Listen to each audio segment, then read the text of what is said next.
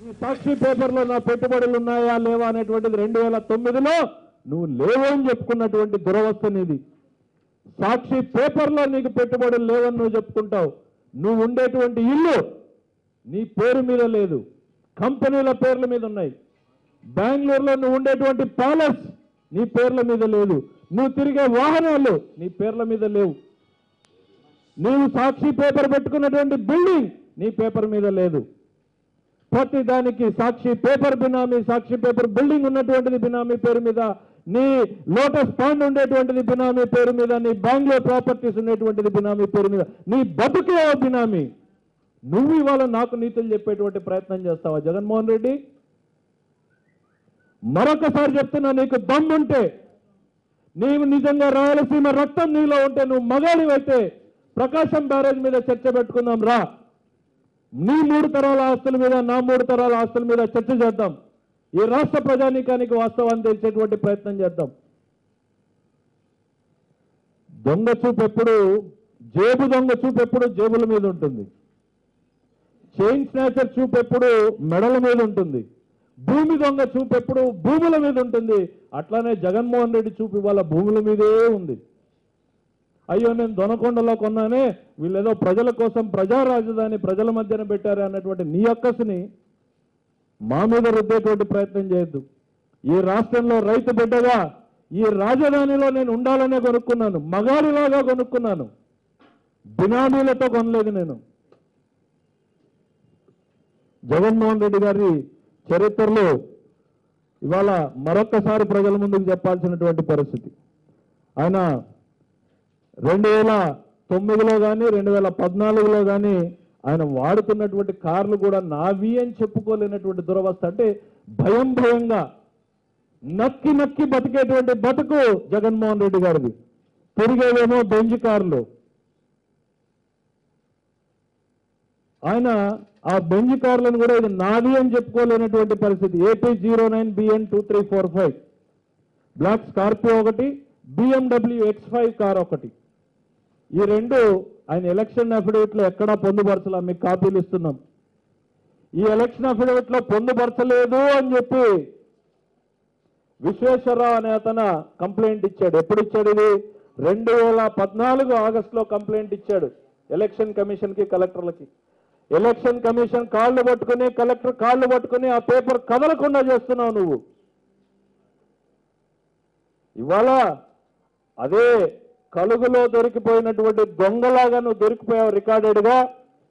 ఈ కారు నీ పేరు మీద ఉందని, నువ్వే వాడుతున్నావని, దీని మీద ట్రాఫిక్ చలాన్లు కట్టావని హైదరాబాద్ లో ఆ విజువల్ ఫోటోస్ తో సహా ఎక్కడ ట్రాఫిక్ వైలేషన్ జరిగింది నీ వెహికల్ అన్నది ఎస్టాబ్లిష్ అయిన తర్వాత ఇక నాకు విధి లేదు అని నిన్నటికి నిన్న శాసనసభకి ఆస్తుల చిట్టా ఒకటి ఇచ్చాడు.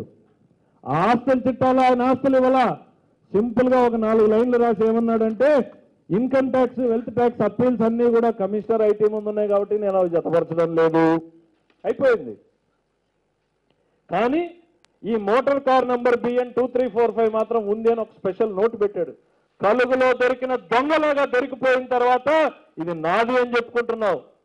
ఇవాళ నేను ఎలక్షన్ కమిషన్ ఆఫ్ ఇండియాని, ఎలక్షన్ కమిషన్ ఆఫ్ హైదరాబాద్ ని, కడప కలెక్టర్ని కూడా మరొకసారి లేఖలు రాయిపోతున్నా. ఇప్పటికీ ఈ అంశం మీద 3 సార్లు మాట్లాడాం. ఎలక్షన్ కమిషన్ ఆఫ్ హైదరాబాద్ కానీ కలెక్టర్ కానీ దీని మీద చర్యలు చూపకపోతే వీళ్ళిద్దరి మీద కూడా చర్య తీసుకోమని చెప్పి ఎలక్షన్ కమిషన్ ఆఫ్ ఇండియా నేను అప్రోచ్ అవుతా. ఇవే కాదు, ఈయన పేరు బినామీల మీద పెరుగుతున్నటువంటి మైనింగ్లు ఉన్నాయి, వాటన్నింటినీ కూడా మళ్ళీ ముందుకు తీసుకొస్తాం.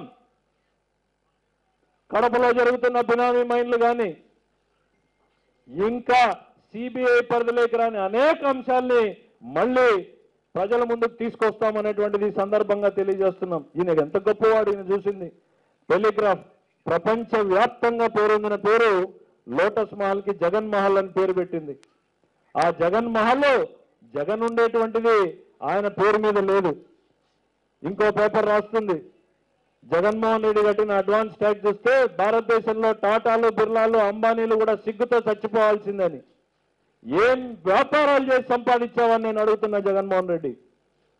రా, నిజంగా మళ్ళొక్కసారి చెప్తున్నా, నువ్వు మగాడివైతే, దమ్ముంటే రాయలసీమ రక్తం నీలో ఉంటే రాజధాని నడిబొడ్డున ప్రకాశం బ్యారేజ్ మీద చర్చకు రండి అని నేను అడుగుతున్నా.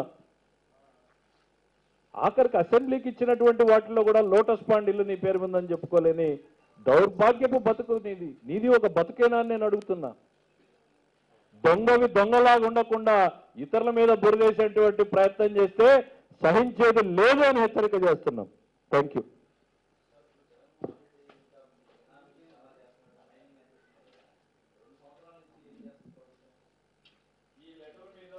ప్రభుత్వం ఏమనేటువంటిది కాకపోయినా ఈ లెటర్ని కంటిన్యూస్ గా నేను పర్సుయేట్ చేస్తున్నాం. ఆ పర్సుయేషన్ ఫలితమే జగన్మోహన్ రెడ్డి గారు ఇవాళ కలుగులో దొరికిపోయాను ఇంకా నేను బయటపడాలనేటువంటి ఉద్దేశంతో శాసనసభకు ఆయన లెటర్ ఇచ్చాడు. అది కూడా ఎంత అపహాస్యం చేసే పరిస్థితుల్లోనంటే 15/6/2016 డేట్ కొట్టారు.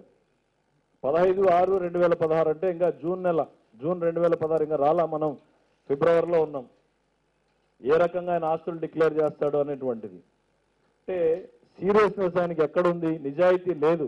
అడుగడుగున దొంగతనంతో సంపాదించినటువంటి దొమ్మును దాచుకునేటువంటి ప్రయత్నంలో తప్పుల మీద తప్పులు చేస్తున్నటువంటి జగన్మోహన్ రెడ్డి గారివి ఖచ్చితంగా మళ్ళీ ఉన్న అంశాలన్నింటినీ కూడా వెలుగులోకి తీసుకొస్తాం. ఎందుకనంటే కక్ష సాధింపు అనేటువంటి ఆ ప్రచారం జరగకూడదు అనేటువంటిది మాత్రం మేము ఆశించాం. ఖచ్చితంగా ఈ బినామీ పేర్లతో జరుగుతున్న ప్రతి వ్యాపారాన్ని కూడా బయటకు తెస్తాం. Thank you.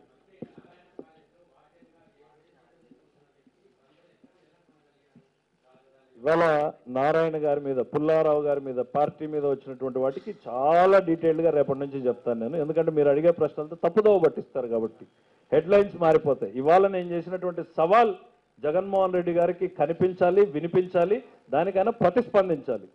సో నా first aim and object is that.